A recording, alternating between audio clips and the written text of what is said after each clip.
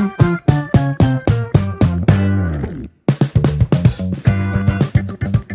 हिंद दोस्तों, welcome to part 2 of equity valuation.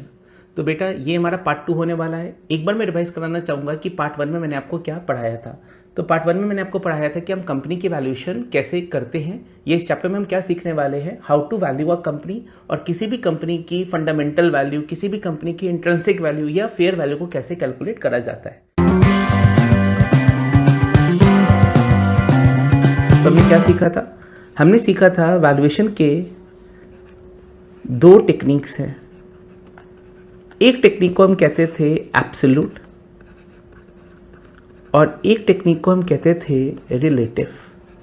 Relative का मतलब क्या था? रिलेटिव का मतलब था मेरी कोई कंपेरेबल कंपनी मार्केट में लिस्टेड है, उसके बेसिस पे आप मुझे वैल्यू करके बता दीजिए। रिलेटिव में हम क्या कैलकुलेट करते थे? So relative was based on comparison. आज मैं आपको करके भी दिखाऊंगा। और कंपैरिजन में हम क्या कैलकुलेट करते थे? मल्टीपल। तो आज हम करेंगे क्या? आज हम HDFC बैंक की वैल्यू करेंगे। किसके बेसिस पे? ICICI बैंक के बेसिस पे। या मैं आपको बोलूँगा 2 बैंक हैं, HDFC बैंक, ICICI बैंक। आपको एक बैंक बाय करना है, कौन से बैंक को आप बाय करोगे? तो यहाँ पे हम क्या कैलकुलेट करते हैं? मल्टीपल। एक कॉमन मल्टीपल है, that is price to earning. मान के चलते ये प्राइस टू अर्निंग है 17x। इसका मतलब क्या है? 1 रुपये अर्निंग के लिए मार्केट कितने रुपए दे रही है? मार्केट 17 रुपए दे रही है। तो कौन से स्टॉक को बाय करना है, यह आज हम पढ़ेंगे। सेम वाइज एब्सोल्यूट कितने तरीके के होते हैं? एब्सोल्यूट 2 तरीके के हैं। एक का नाम है NAV। NAV का मतलब है नेट एसेट वैल्यू। ये अप्रोच तब यूज करी जाती है जब हम आपके एसेट्स में ज़्यादा इंटरेस्टेड हैं, आपके बिजनेस में नहीं। फॉर एग्जाम्पल, कंपनी का नाम था जेट एयरवेज। तो ये किन कंपनीज के लिए यूज होती है? जो बहुत ही ज़्यादा फाइनेंशियल डिस्ट्रेस में है, प्लस कंपनी के पास क्या है? बहुत ही ज़्यादा टेंजिबल एसेट है। फिर मैंने कहा एक अप्रोच थी DCF, डिस्काउंटेड कैश फ्लो। ये भी 2 तरीके के होते हैं। एक का नाम होता है डिविडेंड डिस्काउंट मॉडल और एक का नाम होता है free cash flow to equity. तो बच्चे ने कहा डिविडेंड डिस्काउंट मॉडल कब यूज़ करते हैं? डिविडेंड डिस्काउंट मॉडल उन कंपनीज के लिए यूज़ करा जाता है जो बहुत अच्छा डिविडेंड दे रही हैं। For example, companies like ITC, companies like Infosys. ये क्या करती हैं? बहुत अच्छा डिविडेंड देती हैं। लेकिन क्या हमारी कंट्री में बहुत कंपनीज हैं जो बहुत अच्छा डिविडेंड देती हैं? Answer is no. जनरली हम स्टॉक को इसलिए बाय करते हैं फॉर कैपिटल एप्रिसिएशन, बट कुछ हैंडफुल कंपनीज हैं जो क्या करती हैं? बहुत अच्छा डिविडेंड देती हैं। उनकी लिए हम क्या करेंगे? डिविडेंड को फोरकास्ट करेंगे, उठा के क्या कर देंगे? डिस्काउंट कर देंगे। लेकिन companies like Physics Wallah, companies like Eternal, company like Reliance Industries, क्या ये कंपनीज बहुत अच्छा डिविडेंड देती हैं? Answer is no. इनकी वैल्यूएशन हम कैसे करेंगे? Free cash flow to equity. तो बच्चे ने कहा free cash flow to equity क्या होता है? अभी के लिए मान के चलिए कुछ भी नहीं होता, कंपनी के प्रॉफिट्स होते हैं। हम कंपनी के प्रॉफिट्स को फोरकास्ट करेंगे, उठा के डिस्काउंट कर देंगे। ये निकालना हम कहाँ पे सीखेंगे? ये निकालना हम सीखेंगे FSA में। सो DDM कब यूज़ करते हैं? जब कंपनी असली में डिविडेंड दे रही हो। Free cash flow to equity कब यूज़ करते हैं? जब कंपनी के पास अच्छे प्रॉफिट्स हैं लेकिन कंपनी डिविडेंड देती ना हो। दैट मीन्स ये कब अप्रोच यूज़ करी जाती है? इसको कहा जाता है डिविडेंड पेइंग कैपेसिटी। ये कंपनी की क्या बताता है कि कितना कंपनी डिविडेंड दे सकती है। ये अप्रोच तब यूज़ करते हैं जब कंपनी असली में डिविडेंड देती है। ये अप्रोच तब यूज़ करते हैं जब कंपनी डिविडेंड नहीं देती लेकिन कंपनी के कैश फ्लोज क्या होते हैं? कंपनी के कैश फ्लोज बहुत अच्छे होते हैं। ठीक है, तो बेटा ये क्या था? एक ब्रॉड ओवरव्यू था जो अभी तक हम पढ़ चुके हैं। अब मुझे आपको ना एक फॉर्मूले का डेरिवेशन सिखाना है बिफोर वी प्रोसीड फर्दर। उस फॉर्मूले का नाम है गॉर्डन ग्रोथ। ठीक है, बहुत इंपॉर्टेंट फॉर्मूला है। तो एक फॉर्मूला है जिसका नाम है गॉर्डन ग्रोथ मॉडल, और इसमें किसी भी कंपनी की वैल्यू कैसे करी जाती है? That is cash flow at the end of year 1 R minus G। आपको ये फॉर्मूला याद कर लेना है। So what is the formula? PV0। आज किसी चीज की कीमत क्या है? What we are going to receive at the end of year 1 divided by R minus G। अब ये फॉर्मूला कहना क्या चाहता है? ये फॉर्मूला हम कब अप्लाई करते हैं, ये मुझे आपको सिखाना है। और एक थोड़ा सा मेरा इंटरेस्ट है कि इस फॉर्मूले की मैं डेरिवेशन भी आप बच्चों को पढ़ा दूँ। ठीक है, तो लेक्चर थोड़ा सा बढ़ा जाएगा, बट पॉइंट क्या है? हम इस डेरिवेशन को भी क्या कर जाएंगे? इस डेरिवेशन को भी सीख जाएंगे। ठीक है, चलिए एक एग्जांपल लेते हैं। मान के चलते ही कंपनी है जिसका नाम है ITC, और ये काफ़ी स्टेबल कंपनी है और कंपनी बहुत अच्छा क्या देती है, कंपनी बहुत अच्छा डिविडेंड देती है। कंपनी कब से एग्जिस्टेंस में है? So company is over 100 years old, मतलब जब से इंडिया आज़ाद हुआ है, इंडिया से भी पुरानी कंपनी है ये ITC, इंडियन टबैको कंपनी। ये किसने स्टार्ट करी थी? ब्रिटिशर्स ने स्टार्ट करी थी। इसमें सबसे बड़ा शेयर होल्डर कौन है? That is BAT। So what is the full form of BAT? British American tobacco company, इसका सबसे बड़ा शेयर होल्डर है। तो ये बहुत पुरानी कंपनी है।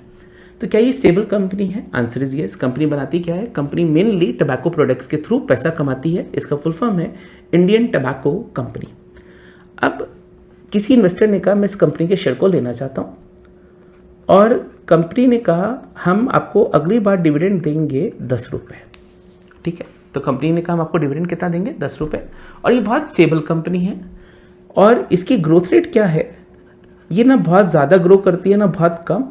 इसकी ग्रोथ रेट अभी के लिए एज्यूम कर लेते हैं इंडियन इकोनॉमी की ग्रोथ रेट के बिल्कुल बराबर है, मतलब कांस्टेंट ग्रोथ रेट है 4% की। तो इसका मतलब क्या है? कंपनी आज 10 रुपये दे रही है, कंपनी के डिविडेंड्स लगातार ग्रो होते रहेंगे। किस रेट से? कंपनी के डिविडेंड ग्रो होते रहेंगे 4% से टिल इन्फिनिटी। और कंपनी की लाइफ भी क्या है? कंपनी की लाइफ भी इन्फिनिटी तक है। मैं शेयर को होल्ड भी कब तक करना चाहता हूँ? मैं शेयर को एक लंबे समय तक होल्ड करना चाहता हूँ। जनरली हमारा रिक्वायर्ड रेट क्या होता है? जो ITC जैसी कंपनीज हैं, जो बहुत बड़ी कंपनीज हैं, वहाँ पे हम जनरली 12% कमाना चाहते हैं। ये 12% का नंबर कहाँ से आ रहा है बेटा? तो अगर मैं निफ्टी की रिटर्न की बात करूँ, निफ्टी 50 क्या है? Group of top 50 stocks. तो इन टॉप 50 स्टॉक्स ने जब से ये बने हैं, जब से निफ्टी बना है, उसकी रिटर्न कितनी है? 12% की रही है। तो जनरली जब मैं बड़े स्टॉक्स में पैसा लगाता हूँ तो मैं कितना कमाना चाहता हूँ बेटा? 12% पर एनम। ठीक है, सो let me repeat it again. Question क्या है? ITC ने डिविडेंड दिया 10 रुपये का। Dividend will grow at a rate of 4% till infinity. आप कमाना कितना चाहते हो? आप कमाना चाहते हो 12%। आपको क्या करना है? आपको कैलकुलेट करना है वैल्यू ऑफ ITC, किस भाव पे हमें ITC को लेना चाहिए। ठीक है, ये क्वेश्चन है। नाउ ये सवाल मैं एक बार चुटकियों में कर देता हूँ, 2 मिनट में सॉल्व कर देता हूँ, फिर हम इसके डेरिवेशन पे आएंगे। तो बच्चे ने कहा क्या ग्रोथ रेट कांस्टेंट है? Yes, the moment growth rate is constant we are going to use Gordon growth. What is the formula? PV0 CF1 R minus G. What I'm going to receive at the end of year 1? तो बच्चे ने कहा 10 रुपये। चलिए next, divided by R। आप कितना कमाना चाहते हो? आप कमाना चाहते हो 12%। ग्रोथ कितनी है? ग्रोथ है 4%। Now if I solve it will be 10 divide by 0.08। So what is the value of the stock? ये वैल्यू ऑफ स्टॉक आ गया, that is going to be 125। तो इस कंपनी के लिए हमें कितने रुपए देने चाहिए? इस कंपनी के लिए हमें 125 रुपए देने चाहिए। नाउ बच्चे ने कहा सर ये आया कैसे? ये तो फॉर्मूला तो हमने रट लिया। यस, अब हम क्या करेंगे? इसी का एक बार डेरिवेशन करेंगे बेटा। ठीक है, चलिए।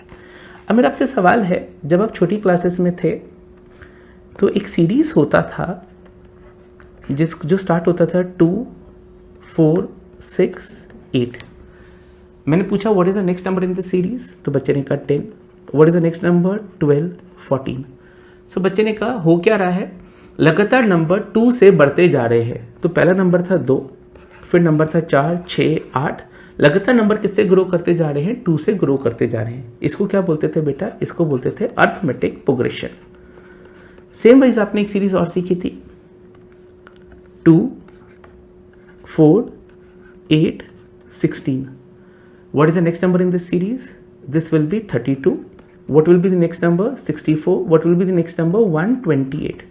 अब लगातार नंबर क्या होते जा रहे हैं? गुना होते जा रहे हैं, 2x होते जा रहे हैं। पहला नंबर था 2, 2 का 2x 4, 4 को मल्टीप्लाई बाय 2 करा 8, 8 को मल्टीप्लाई बाय 2 करा 16। अब नंबर क्या होते जा रहे हैं? गुना होते जा रहे हैं। इसको क्या बोलते थे? इसको बोलते थे जियोमेट्रिक प्रोग्रेशन। अब मेरा आपसे बड़ा सिंपल सवाल है, my counter is it possible to have sum of above series till infinity? क्या ऊपर वाली सीरीज अगर इन्फिनिटी तक हो तो क्या इसका सम करना पॉसिबल है? नंबर क्या है? 2, 4, 8, 16, 32, 64, 128, लगातार नंबर बढ़ते जाएंगे। क्या इसका सम करना टिल इन्फिनिटी तक पॉसिबल है? Answer is no. क्यों पॉसिबल नहीं है? क्योंकि नंबर लगातार बढ़ते जा रहे हैं। बढ़ते बढ़ते नंबर 1 करोड़ हो जाएगा, अगला नंबर है 2 करोड़, अगला नंबर है 4 करोड़। क्या इनका कोई अंत है? Answer is no. अगर अंत नहीं है तो इसका सम करना भी क्या है? पॉसिबल नहीं है। लेकिन अगर यही सीरीज लिखी होती इस फॉर्मेट में 64, 32, 16, 8 टिल इन्फिनिटी, क्या ये अभी भी जीपी है? Answer is yes. अब हम निकालेंगे कॉमन रेशो कि किस रेट से गुना कर रहा है। सो क्या ये जीपी है? आपको करना है second term divide by first term. Second term है 32, फर्स्ट टर्म है 64, ये आंसर आता है 0.5। फिर आपको करना है third term divide by second term.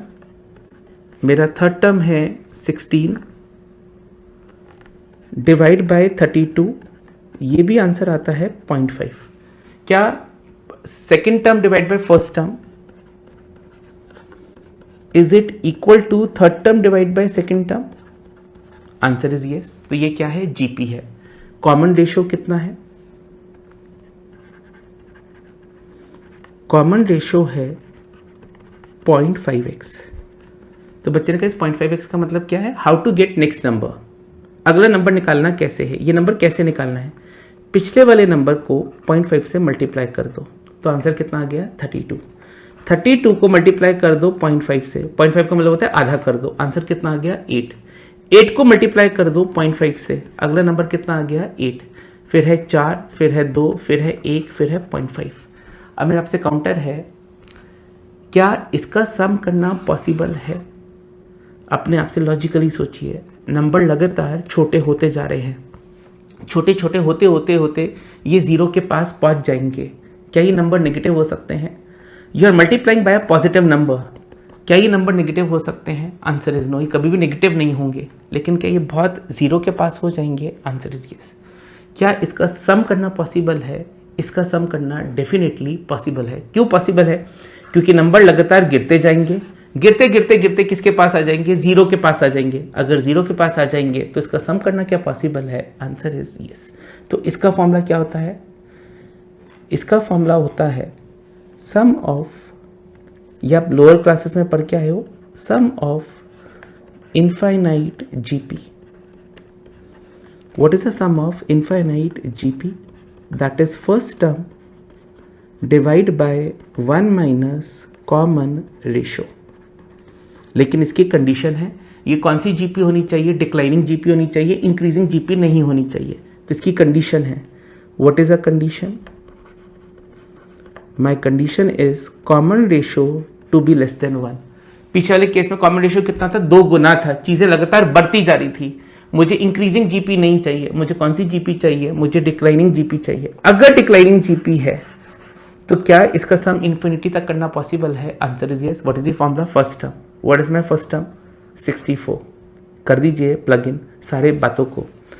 64, 1 minus 0.5, 64 divide by 0.5। अगर मैं 64 को 0.5 से डिवाइड कर दूं, दिस आंसर वुड बी 128। तो उसका सम कितना है? 128। एक बार मैं एक्सेल पे भी करना चाहता हूँ इस बात को। सो मेरा पहला नंबर कितना था? 64। What is my next number? Previous number multiply by 0.5, that is 32, और इसको मैंने ड्रैग कर दिया टिल इन्फिनिटी। ध्यान से देखिए, क्या नंबर लगातार छोटे होते जा रहे हैं? यस। क्या नंबर लगातार जीरो के पास होते जा रहे हैं? यस। क्या इसका सम करना पॉसिबल है? यस। इसका सम कितना होगा? इसका सम होगा 128। क्या आपने भी यही आंसर निकाला? यस। अब ध्यान से देखना, मैंने कितनी टर्म्स का सम करा है? 16,000, ये नीचे देखिएगा बेटा, 16,380 का मैंने सम करा है, और सम कितना आता है? 128। मैं सिर्फ पहली 10 टर्म का सम करना चाहता हूं, सिर्फ पहली 10 का। अब देखिए पहले 10 का सम आता है 127.5। दैट मीन्स एक समय के बाद नंबर इतने छोटे हो गए हैं, they are not making any meaningful addition. तो क्या इसका सम करना पॉसिबल है? यस। इसका सम क्या है? First term divided by 1 minus common ratio. तो जिस भी बंदे ने गॉर्डन ग्रोथ का फॉर्मूला बनाया उसने इस फॉर्मूले को क्या करा था? उसने इस फॉर्मूले को यूज करा। अब मैं जंप करता हूं अपने पिछले वाले एग्जाम्पल पे। मैंने पिछला एग्जाम्पल क्या लिखा था, एक बार मैं वापस से लिख देता हूं। कंपनी का नाम है आईटीसी और आईटीसी ने कहा मैं डिविडेंड दूंगा 10 रुपए का। ये डिविडेंड किस रेट से ग्रो करेगा? 4% से। ग्रोथ रेट है 4%। और आप कमाना कितना चाहते हो? आप कमाना चाहते हो 12%। हमने शेयर का पीवी कितना निकाला था? हमने शेयर का पीवी निकाला था आई थिंक 125 निकाला था। हमने शेयर का वैल्यू निकाला था 125।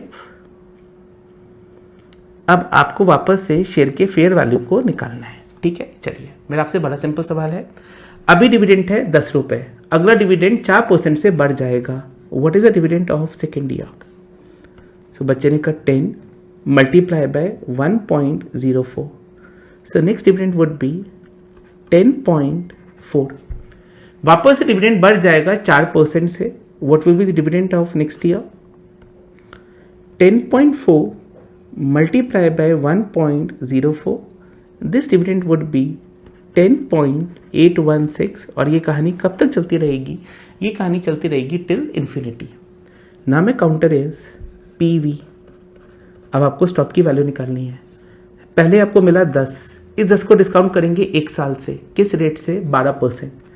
नेक्स्ट आपको मिला 10.4, डिस्काउंट करेंगे 2 साल से। किस रेट से? 12% से। नेक्स्ट आपको मिला 10.816, डिस्काउंट करेंगे 3 साल से। किस रेट से? 12% से। फट से कर दीजिए, ये कहानी चलती रहेगी। 10 discount bye 12% for 1 year, 10.4 discount bye 12% for 2 year, 10.816 discount bye 12% for 3 years till infinity. ये कहानी चलती जाएगी। अब आपको करना क्या बेटा? इंडिविजुअल आइटम्स को सॉल्व करना है। So what is my first item? My first item is 10 divide by 1.12 raised to the power 1। तो मेरा पहला आइटम आता है 8.92857143। मेरा नेक्स्ट नंबर आएगा 10.4 divide by 1.12 raised to the power 2। ये नंबर आएगा 8.29081,633। मेरा अगला नंबर आएगा 10.816 divide by 1.12 raise to the power 3। ये नंबर आएगा 7.69861516 टिल इन्फिनिटी। अब मैंने अपने बच्चे से बड़ा सिंपल सा सवाल पूछा, क्या ये जीपी है? बच्चे ने कहा जीपी के लिए हमें करना क्या पड़ेगा? चेक करना पड़ेगा। सेकेंड टर्म को डिवाइड करेंगे फर्स्ट टर्म के साथ, थर्ड टर्म को डिवाइड करेंगे सेकेंड टर्म के साथ। अगर ये दोनों बराबर आ गए तो हम बोलेंगे ये जीपी है। So second term divide by first term. मेरा सेकेंड टर्म है 8.29081,633 डिवाइड बाय 8.92857143।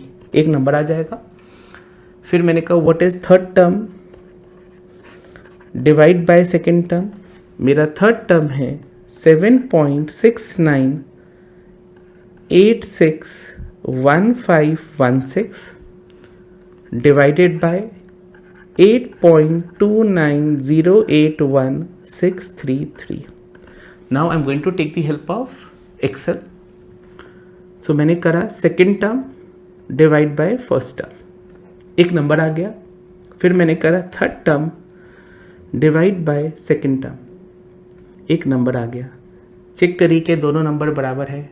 ये दोनों नंबर बराबर हैं तो क्या ये जीपी है? आंसर इज यस, ये जीपी है। ये नंबर कितना आया? ये नंबर आया 0.9285, ये नंबर आया 0.9285। क्या ये जीपी है? Answer is yes. क्या ये डिक्लाइनिंग जीपी है? देखिए क्या नंबर लगातार गिरते रह रहे हैं। Yes.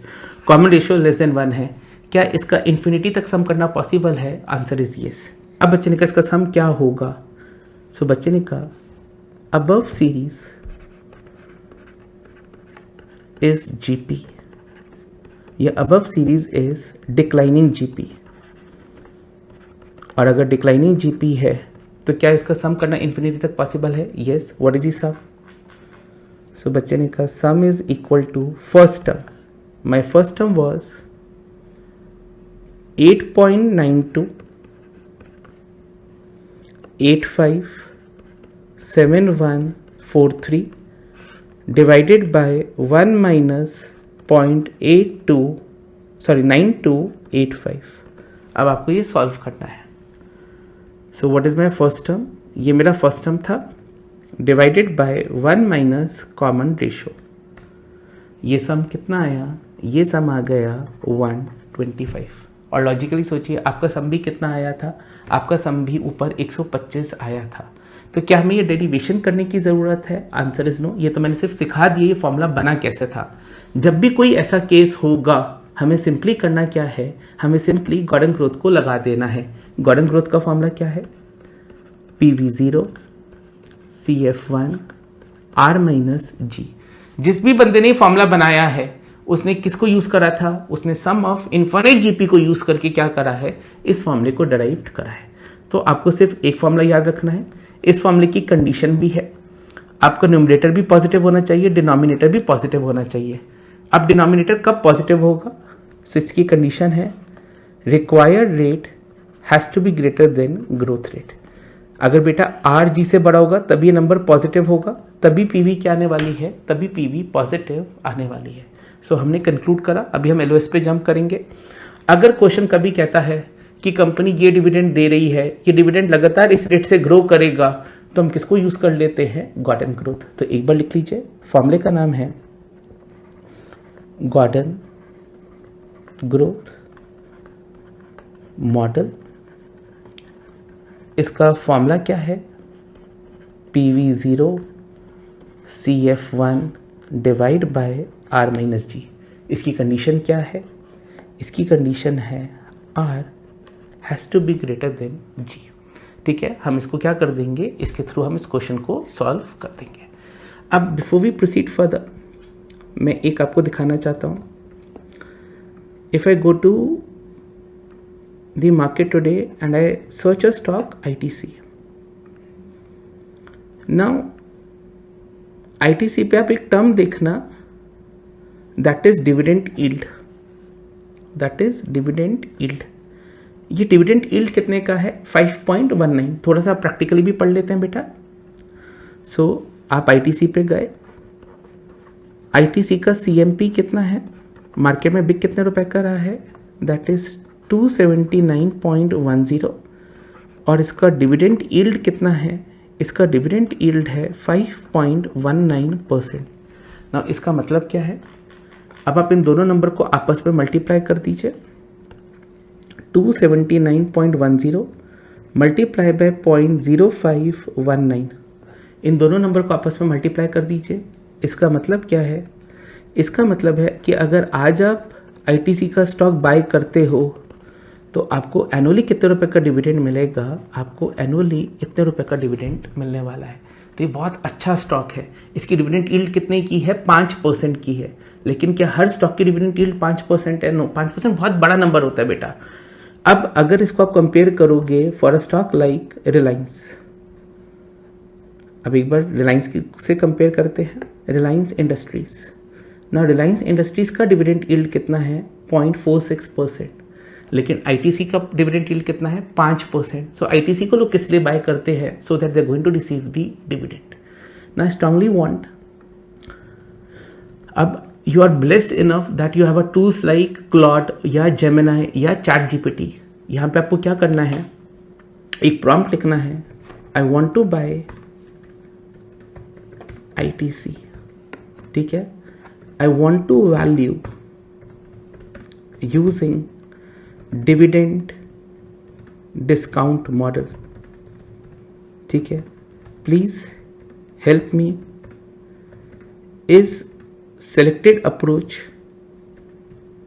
Is DDM a right approach to value a stock? If yes, please help me in valuing a stock.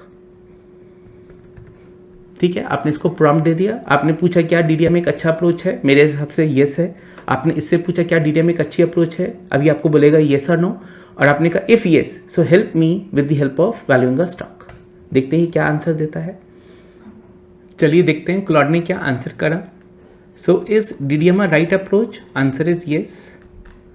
And फिर हमने कहा कि help us how to value a company using DDM approach. मैंने आपको सिखाया था हम कॉस्ट ऑफ कैपिटल कितना लेंगे। So my assumption was 12। ठीक है, इसका अजम्पशन कितना है 11। कि हम कितना कमाना चाहते हैं, हम 11% कमाना चाहते हैं। फिर मैंने कहा मेरे अकॉर्डिंग ग्रोथ कितनी है।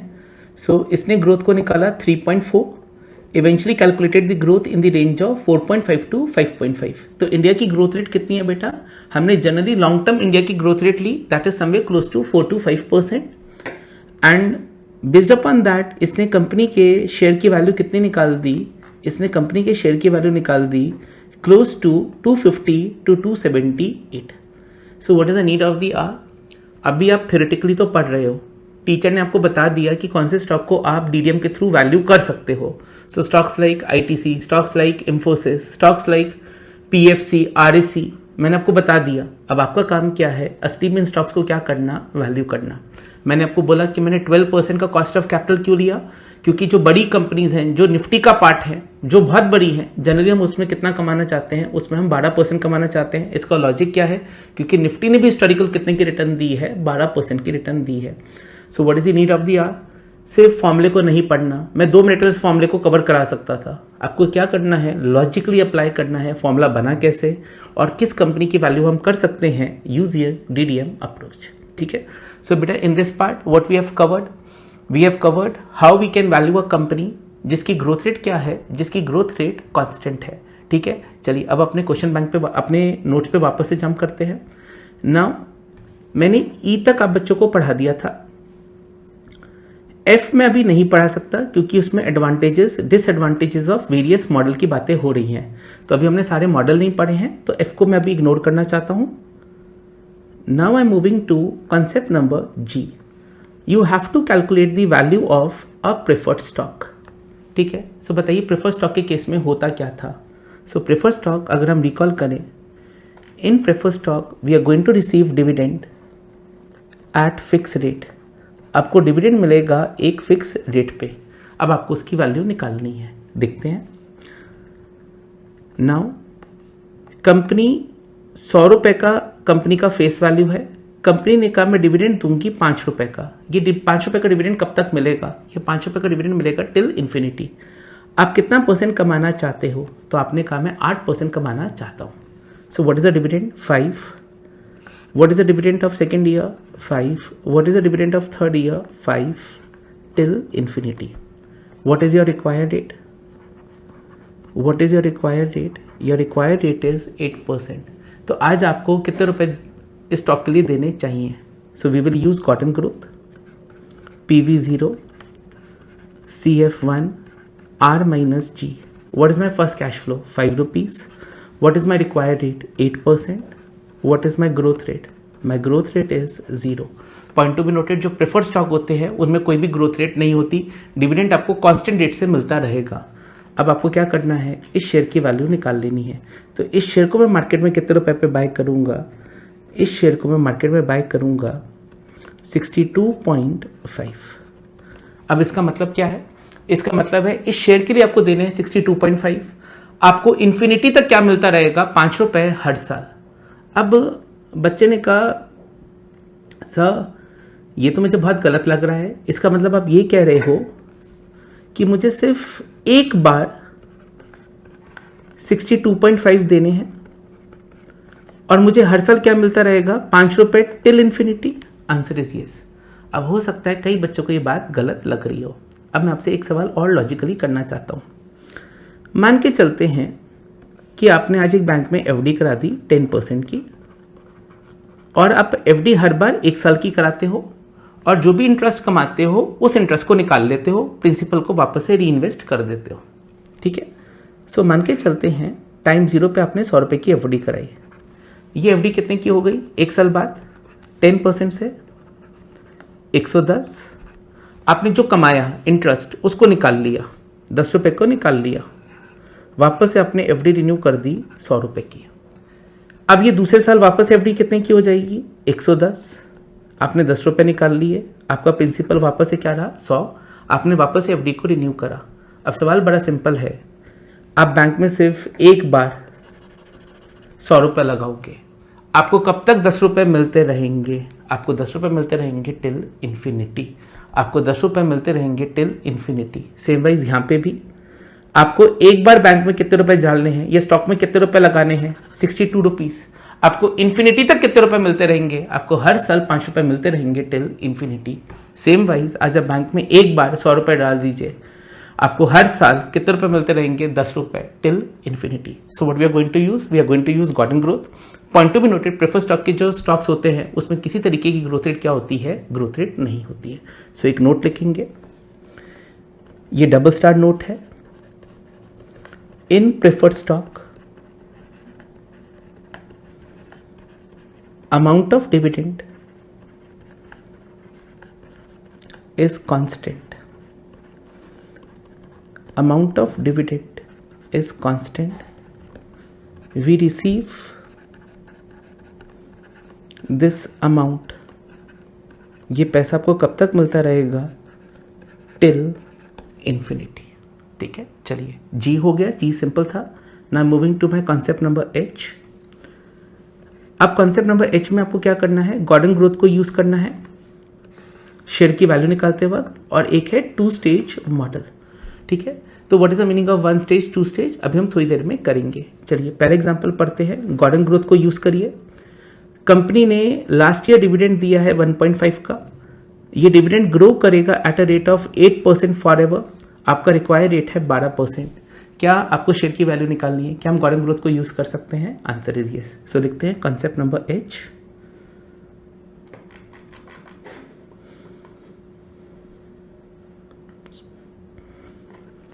कॉन्सेप्ट नंबर एच,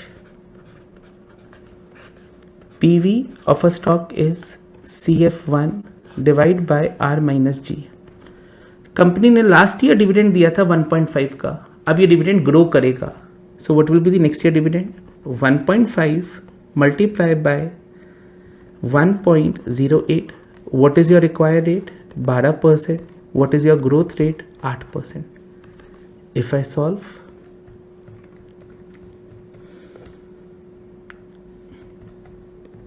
हम इस स्टॉक को कितने रुपए पे खरीदेंगे? हम इस स्टॉक को खरीदेंगे एट 40.5। चलिए आगे करते हैं। Now using the previous example, how much money is due to growth? कितने रुपए आपने ग्रोथ के लिए दिए? तो टोटल स्टॉक के लिए आपने कितने रुपए दिए? 40.5। अब लिखिए, if in above example growth is 0, अगर ग्रोथ 0 होती देन वैल्यू ऑफ स्टॉक, तो इस स्टॉक को मार्केट में कितने का खरीदते? CF1 divide by R minus G। फिर नेक्स्ट ईयर का डिविडेंड होता 1.5। बेटा ग्रोथ नहीं लेंगे, 8% की ग्रोथ रेट हम 0 मान रहे हैं। 1.5। What is your required rate? 12%। What is your growth? 0%। तो फिर आप शेयर को कितने का खरीदते? फिर आप शेयर को खरीदते 12.5 पे। तो ये वैल्यू है विद ग्रोथ, ये वैल्यू है without growth. So how much money you are paying for the growth? How much money you are paying for the growth? So बच्चे ने कहा investor paying 28 rupee for the growth. कितने रुपए हम growth के लिए दे रहे हैं? ये जो 8% की ग्रोथ है उसके लिए कितने रुपए दे रहे हैं? उसके लिए 28 रुपए दे रहे हैं। जितनी ज़्यादा ग्रोथ होगी उतना ज़्यादा शेयर का क्या आने वाला है? वैल्यू आने वाला है। तो हमने कहा टोटल 40.5 है, 12.5 फॉर दी करंट अर्निंग्स है, और क्योंकि ग्रोथ आने वाली है, उस ग्रोथ के लिए हम कितने रुपए देना चाहते हैं? 28 रुपए। तो एक समी ले लेते हैं। What is the total price you are going to pay? 40.5। How much for current dividend? अगर यही डिविडेंड आपको इन्फिनिटी तक मिलता रहता तो आप कितने रुपए देते? तो आप देते 12.5। So how much you are paying for growth? तो बच्चे ने कहा मैं ग्रोथ के लिए कितने रुपए दे रहा हूं? That is going to be 28 rupees. चलिए आगे पढ़ते हैं बेटा। अब आपको क्या निकालना है? अब आपको ग्रोथ रेट निकालनी है। तो क्या इसका भी कोई फॉर्मूला होता है? Answer is yes. सो लिखिए formula of growth rate. So what is the formula of growth rate? It is going to be retention ratio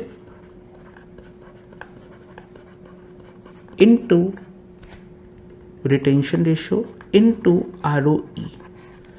so again हमें सीखना पड़ेगा ये फॉर्मूला बना कैसे, लेकिन फॉर्मूला याद कर लेते हैं। That is retention ratio into ROE। इसी का एक और फॉर्मूला है 1 minus dividend pay out ratio, इसको मल्टीप्लाई कर दीजिए ROE के साथ। सो अगेन काउंटर इज कि ये फॉर्मूला बन कैसे रहा है। ठीक है, चलिए देखते हैं एक बार बेटा, एग्जांपल लेंगे। मान के चलते हैं एक कंपनी का ROE है 20%। इस 20% का मतलब क्या होता है कि हमने कंपनी में 100 रुपए डाले, उस 100 रुपए के ऊपर हम कितने कमा रहे हैं? 20 रुपए। तो फॉर्मूला होता है EAT अपॉन इक्विटी। इसका मतलब है 20/100। तो हमने 100 रुपए की इक्विटी डाली, उस इक्विटी के ऊपर हम कितने कमा रहे हैं? उस इक्विटी के ऊपर हम 20 रुपए कमा रहे हैं। इसको बोलते हैं ROE। तो मान के चलते हैं एक कंपनी में आपका कैपिटल है 100 रुपए, आपने कमाए 20 रुपए और आपने कहा हम डिविडेंड दे देते हैं, मान के चलते हैं 10% ऑफ प्रॉफिट अर्न्ड। तो हमने 20 रुपए कमाए हैं, इस 20 का 10% हम डिविडेंड दे देते हैं। Dividend is only paid out of profit. तो कितना परसेंट आप प्रॉफिट का डिविडेंड देना चाहते हो? 10%। That is going to be 2 rupees. तो आपने कितने परसेंट प्रॉफिट्स को रिटेन करा? तो आपने कहा retained profits that is going to be 18 रुपए। मैं एक बार फिर से रिपीट करता हूं। 100 रुपए लगाए थे, 20 रुपए कमाए, 2 रुपए अपने शोल्डर्स को वापस कर दिए, अपने बिजनेस से निकाल लिए और 18 रुपए को आपने क्या करा? बिजनेस में री इन्वेस्ट कर दिया। अब मेरा आपसे बड़ा सिंपल सवाल है, what is your capital for next year? 100 था, 18 री इन्वेस्ट कर दिया। सो what is your total capital that you have invested in the business? तो बच्चे ने कहा 118। इस 118 पे वापस से हम कमाएंगे 20%। 118 पे कमाएंगे 20%, तो ये आ जाता है 23.6। 23.6। मैं वापस से डिविडेंड दूंगा 10%, that is going to be 2.36। अब मेरा आपसे बड़ा सिंपल सवाल है, आपके प्रॉफिट किस रेट से ग्रो कर रहे हैं? आपका डिविडेंड किस रेट से ग्रो कर रहा है? सो यहाँ पे ग्रोथ कितनी है बेटा? 3.6 ऑन 20, यहाँ पे है 0.36 on 2। So what is the growth rate? 3.6 on 20, that is going to be 18%. 0.36 divided by 2, again that is going to be 18%. तो हमारी ग्रोथ रेट कितने की है? हमारी ग्रोथ रेट है 18% की। अब सवाल उठता है ये 18% हम क्या फॉर्मूले से भी निकाल सकते हैं? Answer is yes. फॉर्मूला क्या है? Growth rate. पहला है ROE। कितने की ROE है? आपकी ROE है 20%, मल्टीप्लाई बाय रिटेंशन रेशियो। कितने परसेंट प्रॉफिट को रिटेन करा था? 10% डिविडेंड की फॉर्म में बांट दिया, कितना रिटेन करा? 90%, 0.9। आंसर कितना आ गया? 18%। तो ग्रोथ कितने की है? 18%। अगर ये सारा का सारा प्रॉफिट डिविडेंड नहीं दिया होता, रिटेन करा होता, रिटेंशन रेशियो होती 1, तो ग्रोथ कितने की हो जाती? 20%। जितना ज्यादा रिटेन करोगे उतना ज्यादा क्या होगा? ग्रोथ। सेम वाइज एक और तरीके से, what is your ROE? 20%। 1 minus dividend pay out, dividend कितना दिया था? 10%। तो वापस से सॉल्व करेंगे तो आंसर कितना आ जाएगा, that is going to be 18%. So what you have to remember, how to find out G is equal to ROE into retention. जितना ज्यादा रिटेंशन होगा उतना ज्यादा क्या आने वाला है, ग्रोथ आने वाला है. तो एक बार समराइज करते हैं बेटा. What you have to do, you have to remember only one formula, PV0 is equal to CF1 divide by R minus G. ये पहली बात याद रखनी है. दूसरी बात, R को बेटा KE भी बोलते हैं. KE का मतलब होता है required rate. KE has to be greater than G. पहली बात ये याद रखनी है. दूसरा, how to find out G is equal to ROE into retention ratio. तो ये दो फॉर्मूले आपको क्या करने हैं, याद करने हैं. थर्ड, एक चीज और याद रख लेंगे, अगर प्रेफर्ड स्टॉक है, so what is the growth rate, growth rate always equal to 0. ये बातें क्या करेंगे, याद करेंगे. चलिए देखते हैं बेटा, आगे चलेंगे. करिए अगले सवाल को. कंपनी ने डिविडेंड दिया 25% ऑफ अर्निंग, कितना रिटेन करा, 75%. कंपनी का ROE है 21%. आपको क्या कैलकुलेट करना है, कंपनी की ग्रोथ रेट को कैलकुलेट करना है. इस ग्रोथ रेट का मतलब क्या है, आगे चल के अर्निंग्स इस रेट से ग्रो करेंगी, आगे चल के डिविडेंड इस रेट से ग्रो करेगा.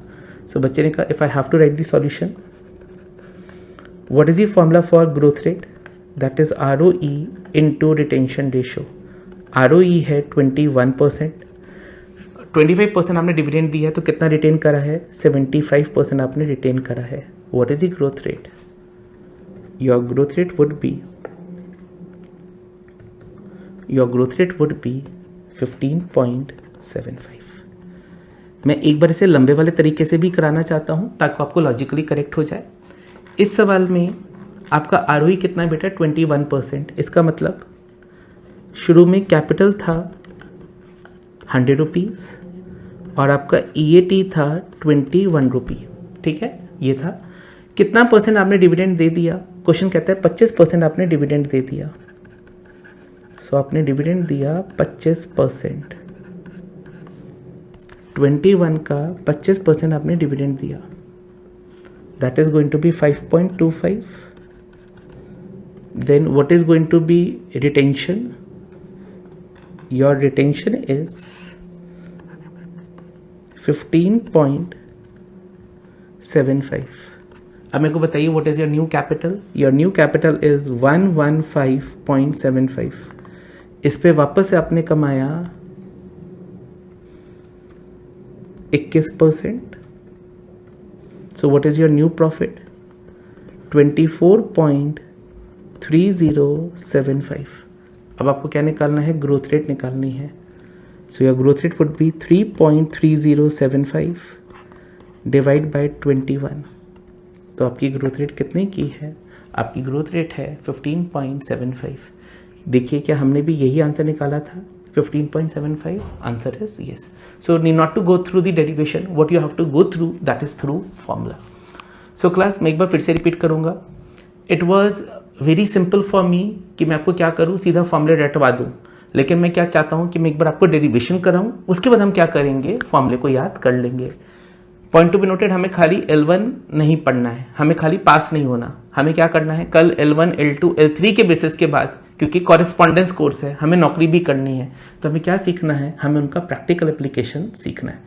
सो do let me know in the comment box, is it good enough और should I just focus only on the formula, not on the derivation part. ठीक है, अभी I am not getting too much of comments, so please help me with the help of comment box. आगे बहुत सारे chapter कराने हैं, which approach is more beneficial. ठीक है, चलिए आगे चलते हैं बेटा. अब आपके पास अगला सवाल है, खुद करेंगे. कंपनी ने कहा मैं कोई डिविडेंड नहीं दूंगी and is expect in the initial year and is expected to pay the dividend at the end of 4th year. अब हम सीधा डिविडेंड देंगे चौथे साल पे. चौथे साल की अर्निंग है 1.64. कंपनी कहती है मैं 50% डिविडेंड आपको देने वाली हूं. कांस्टेंट ग्रोथ रेट होगा 5% का, उसके बाद रिक्वायर्ड रेट है 10%. आपको क्या करना है, स्टॉक की वैल्यू को निकाल देना है. अब ये थोड़ा सा टिपिकल सवाल है, मैं कराऊंगा आप बच्चों को. ठीक है, चलिए लिखते हैं बेटा. Our next example, what is the solution. Company ने कहा पहले 3 साल कोई डिविडेंड नहीं है, 1, 2, 3, there will not be any dividend. तो हमने 0000 लिखा। फोर्थ ईयर कंपनी कहती है मेरी अर्निंग्स होंगी 1.64, इसका 50% मैं डिविडेंड दे दूंगी। सो 1.64 इसका 50% मैं डिविडेंड दे दूंगी। This will be 0.82। This dividend will grow at a rate of 5% till infinity. Require rate है 10%। Calculate value of the stock. इसके बाद वापस से ग्रोथ रेट आ जाएगा और ये कहानी टिल इन्फिनिटी चलेगी। आपको वैल्यू ऑफ स्टॉक निकाल देना है। अब हम क्या यूज करेंगे बेटा? Gordon growth. सो बच्चे ने कहा what is Gordon growth? PV0 CF1 R-G। ये फॉर्मूला तब यूज करते हैं जब आपको पहला कैश फ्लो ईयर 1 के एंड पे मिल रहा हो। ईयर 1 के एंड पे मिल रहा हो तो PV0 पे आती है। आपका पहला कैश फ्लो कब आ रहा है? आपको पहला डिविडेंड कब मिल रहा है? चौथे साल। तो यहां पे लिखोगे CF4। लेकिन अब वैल्यू कौन से साल पे आ जाएगी? अब वैल्यू आ जाएगी तीसरे साल पे। ठीक है। So what is the formula? PV0 equal to CF1 R-G। लेकिन आपकी केस में पहला कैश फ्लो चौथे साल पे आ रहा है तो वैल्यू कौन से साल पे आएगी? वैल्यू आएगी तीसरे साल पे। यहां पे वैल्यू आ जाएगी। इस तीसरे साल से हमें 0 पे जाना है। डिस्काउंटिंग कंपाउंडिंग हम क्या करेंगे? 3 साल से डिस्काउंटिंग कर देंगे। ठीक है। So now what is my revised formula? Value at third year is equal to CF4 divide by R-G. What I'm getting at the end of fourth year? 0.82. What is my required rate? 10%. What is my growth rate? 5%. Now if I solve, this answer would be 16.4. ये share की value कौन से साल पे है? तीसरे साल पे। आपको वैल्यू निकालनी है टाइम 0 पे। तो बच्चे ने कहा 3 साल से और डिस्काउंटिंग कर दीजिए। डिस्काउंटिंग का रेट है 10%, 3 साल। Now if I discount 1.1 again divide by 1.1 again divide by 1.1, तो मैं शेयर को कितने रुपए पे बाय करूंगा? I am going to buy at 12.32। सो थोड़ा सा मुश्किल था। यहाँ पे पहला डिविडेंड पहले साल पे नहीं मिल रहा, चौथे साल पे मिल रहा है। तो वैल्यू कहाँ पे आई? तीसरे साल पे। तीसरे साल से टाइम 0 पे कैसे गए? हमने 3 साल से और क्या कर दिया? डिस्काउंटिंग कर दिया। चलिए आगे चलते हैं बेटा। नाउ नाम है मल्टी स्टेज। मल्टी स्टेज का मतलब है शुरू में ग्रोथ बहुत ज़्यादा होगी, फिर ग्रोथ थोड़ी कम होगी, फिर ग्रोथ थोड़ी कम होगी। नाम है counter is companies like ITC, Unilever. ये बहुत बड़ी कंपनीज हैं, बहुत मेच्योर कंपनीज हैं, बहुत टाइम से एग्जिस्टेंस में है। इनकी ग्रोथ रेट बहुत ही इकोनॉमी के ग्रोथ रेट के बराबर है। So they are growing at a single growth rate that is close to economic growth rate. तो हम फॉर्मूला क्या लगा देते थे? CF1 divide bye R-G। बहुत बड़ी कंपनी है। लेकिन खुद सोचिए फिजिक्स वाला, क्या फिजिक्स वाला की ग्रोथ 5% होगी? Answer is no. फिजिक्स वाला is growing at a very good rate. मान के चलते 100%। लेकिन क्या फिजिक्स वाला लगातार 100% की ग्रोथ को मेंटेन कर सकता है? Answer is no. धीरे धीरे उसकी ग्रोथ रेट क्या होगी? धीरे धीरे उसकी ग्रोथ रेट कम होगी। अब हम अज्यूम करेंगे कि कुछ टाइम तक ग्रोथ रेट रहेगी 100%, फिर ग्रोथ रेट हो जाएगी मान के चलिए 50%, और फिर ग्रोथ रेट हो जाएगी 5%। इसको क्या बोलते हैं? Multi stage. जो बहुत बड़ी कंपनीज हैं तो वो हम अज्यूम करेंगे 5% के रेट से ही ग्रो करेंगे, सीधा क्या लगा देते हैं? Gordon growth.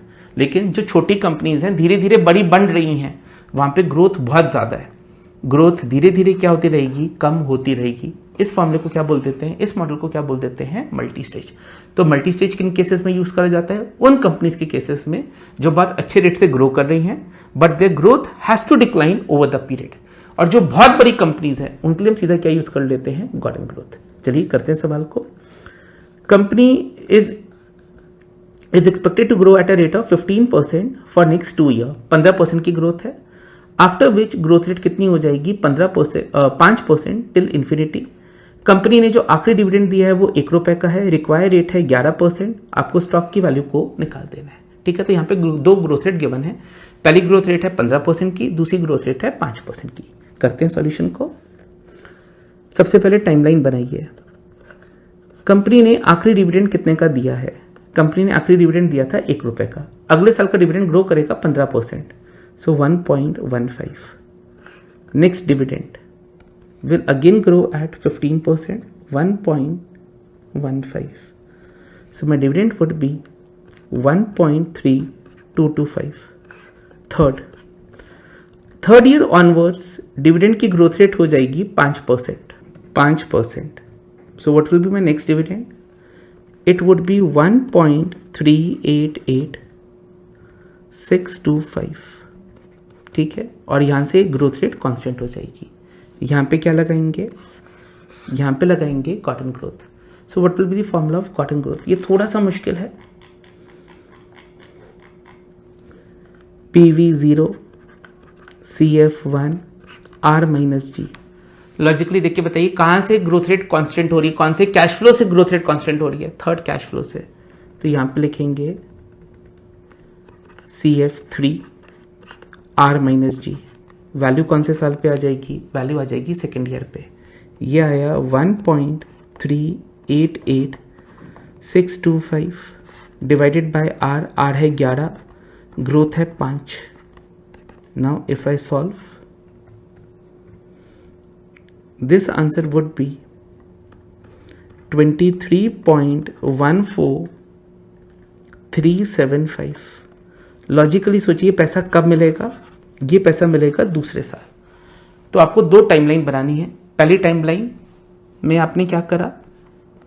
जहां पे ग्रोथ रेट कांस्टेंट हुई वहां पे आपने क्या लगा दिया? Gordon growth. वैल्यू कौन से साल पे आ गई? दूसरे साल पे. दूसरे साल पे वैल्यू कितनी आ रही है? आपको कितने रुपए और मिलेंगे? 23.14. अब आप क्या करेंगे? यहाँ पे ऐड करेंगे 23.14375. What is a final value? पहले साल में मिलेगा 1.15, दूसरे साल पे मिलेगा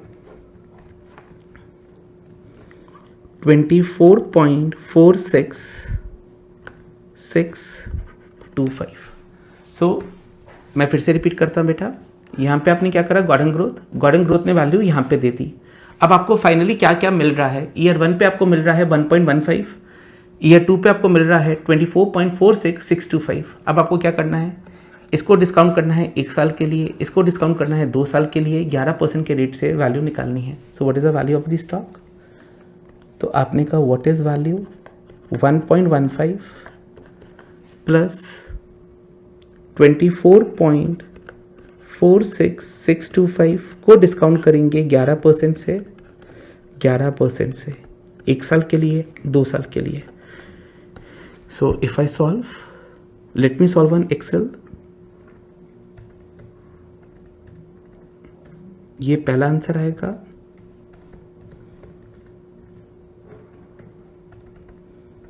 ये दूसरा आंसर आएगा. If I add up both the numbers, so what I am going to gate?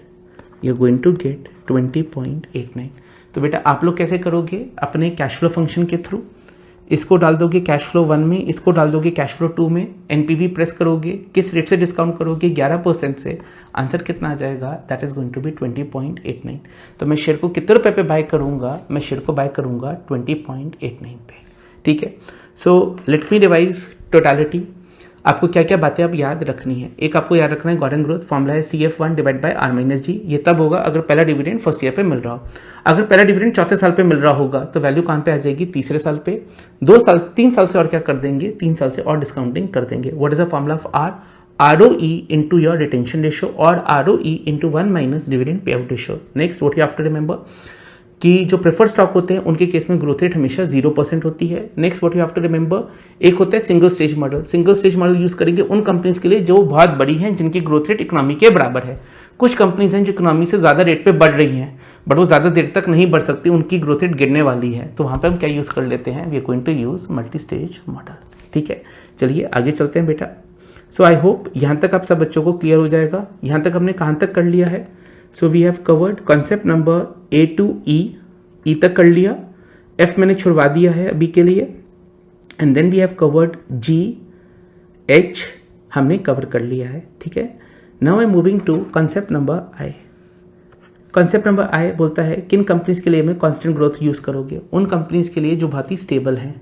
किन के लिए मल्टी स्टेज यूज करोगे? उन कंपनीज के लिए जिनकी ग्रोथ रेट अभी काफ़ी ज़्यादा है. फॉर एग्जाम्पल फिजिक्स वाला.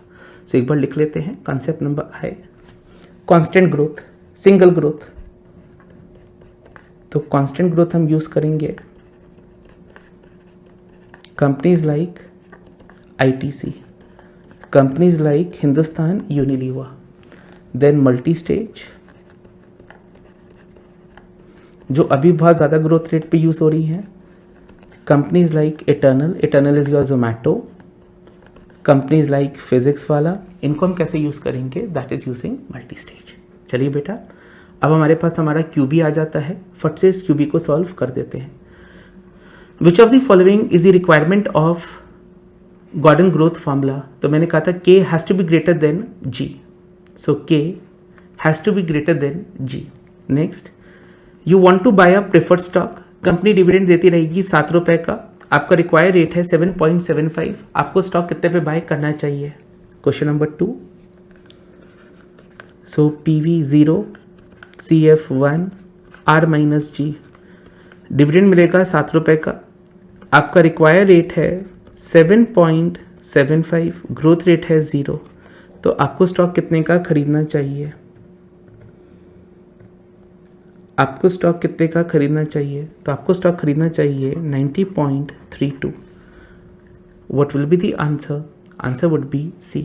Question number 3, company will pay 2 rupees dividend next year, सीधा D1 दे रखा है, company will pay a dividend of 2 rupees next year, it will sell for 40 rupees at year end, your require rate is 15%, कितने पे stock को खरीदोगे। तो क्या बनाएंगे बेटा, टाइमलाइन, कंपनी अगले साल डिविडेंड देगी 2 रुपए का, बेच दोगे 40 रुपए का, कुल मिला के मिलेंगे 42 rupees eight the end of year 1, require rate is 15%।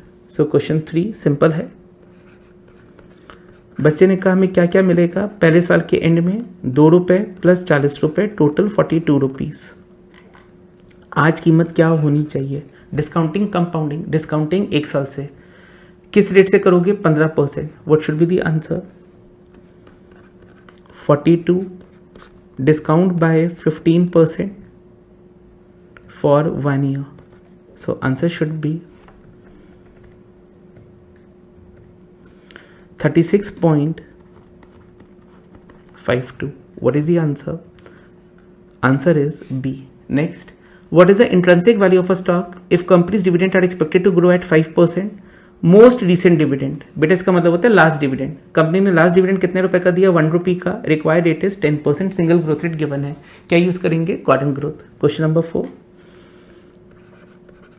PV0 CF1 R minus G, most recent dividend was 1, growth rate 5%, तो नेक्स्ट डिविडेंड होगा 1.05, ग्रोथ रेट है रिक्वायर्ड रेट है 10, ग्रोथ रेट है 5। So if I solve, this answer would be 21। तो हम stock को कितने रुपए पे बाय करेंगे, हम स्टॉक को 21 रुपए पे बाय करेंगे। एक बार देख लेते हैं, 1 का आंसर है बेटा A, 2 का आंसर है C, 3rd का आंसर है B, 4th का आंसर है B। चलिए 5th पे आते हैं, कंपनी इज एक्सपेक्टेड टू पे a dividend of 1.25 1.56 eight the end of year 1 2, dividend are expected to grow at 5%, assuming KE 11%, what is the value of stock। ठीक है, तो फट से 2 टाइमलाइन बनेंगी। Question number 5, what is my dividend at the end of year 1, 1.25, what is my dividend at the end of year 2, 1.56। अब dividend क्या हो जाएगा, कांस्टेंट रेट से ग्रो करेगा, what is that constant rate, 5%, so 1.56 multiply by 1.05, तो ये answer आता है 1.638। यहाँ पे क्या लगा दोगे, Gordon growth. So what is PV at the end of year 2, what is my required rate, my required rate is 11, my growth rate is 5।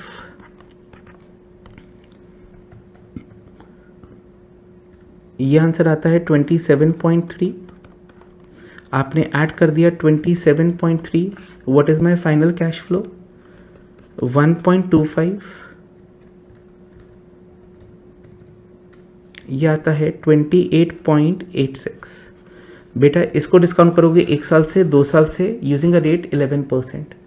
So let me do in Excel, 1.25 divide by 1.11, 28.86 divide by 1.11 raise to the power 2। तो मैं share को आज कितने रुपए पे buy करूंगा, मैं share को बाय करूंगा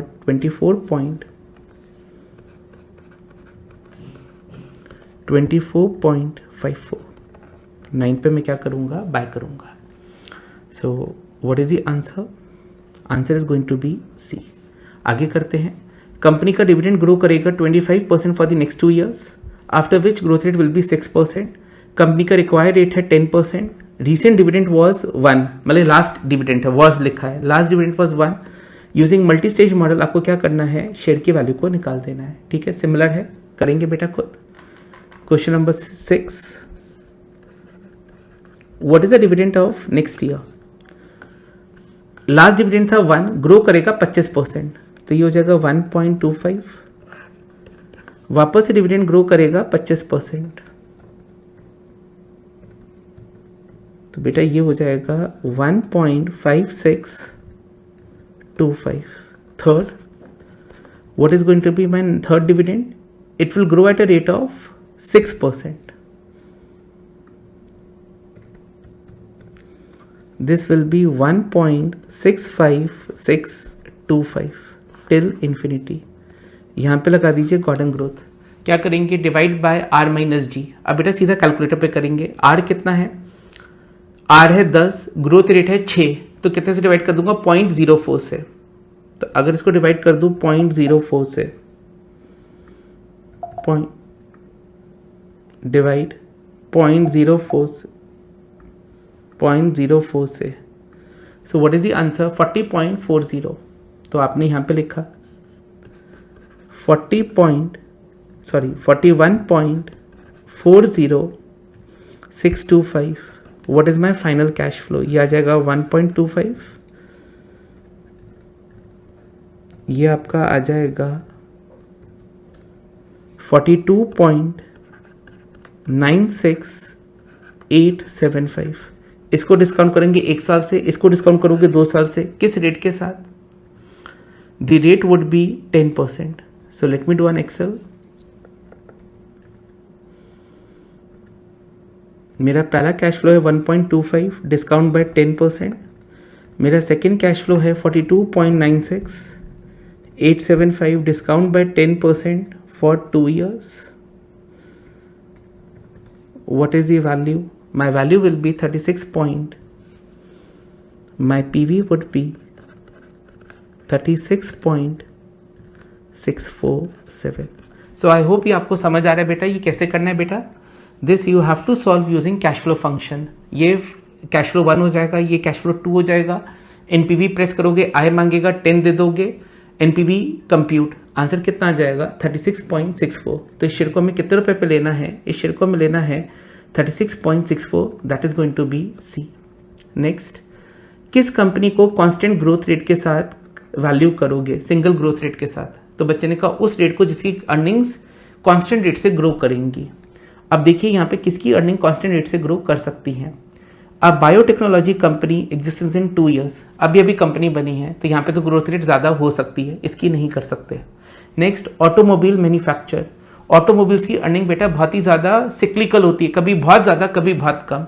ये किसके ऊपर सेंसिटिव है, इंटरेस्ट रेट के ऊपर. कभी इंटरेस्ट रेट बहुत ज़्यादा हो जाते हैं, कभी इंटरेस्ट रेट बहुत कम होते हैं. जब इंटरेस्ट रेट कम होते हैं तो लोग ज़्यादा गाड़ियाँ खरीदते हैं, जब इंटरेस्ट रेट बहुत ज़्यादा हो जाते हैं तो लोग कम गाड़ियाँ खरीदते हैं. यहाँ पे अर्निंग्स क्या है, सिक्लिकल है. फिर आ गया producer of bread and snack.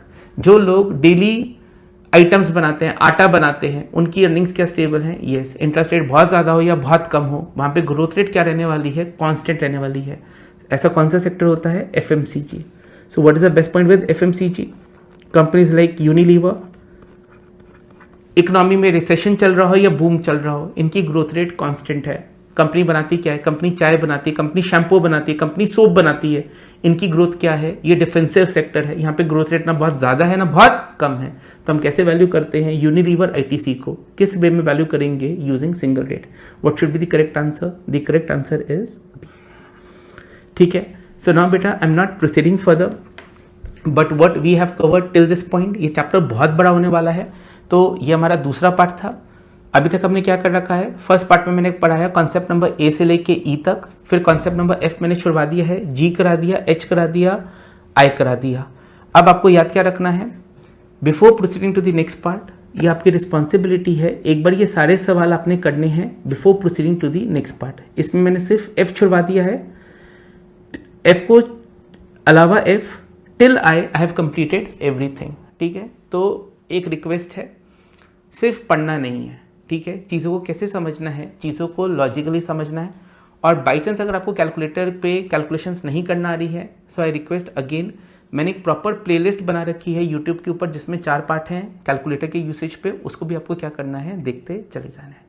ठीक है, इस पार्ट को बेटा यहीं पे एंड करते हैं। आई होप आपको अच्छा लगा होगा। ठीक है, और लगातार सीखते रहिए, आगे बढ़ते रहिए, और याद रखिए हमें पेपर को पास नहीं करना है। ठीक है, प्रैक्टिकली चीज़ें सीखनी है। पेपर 1900 नंबर का आएगा, हमें कितने चाहिए, 1875। तो मैं आपको कितने के लिए पढ़ा रहा हूँ, 1875। मुझे कमेंट बॉक्स में लिख के दीजिए क्या मेरी कमिटमेंट को पूरा करेंगे। ठीक है, चलिए इसी के साथ इस लेक्चर को एंड करते हैं। जय हिंद।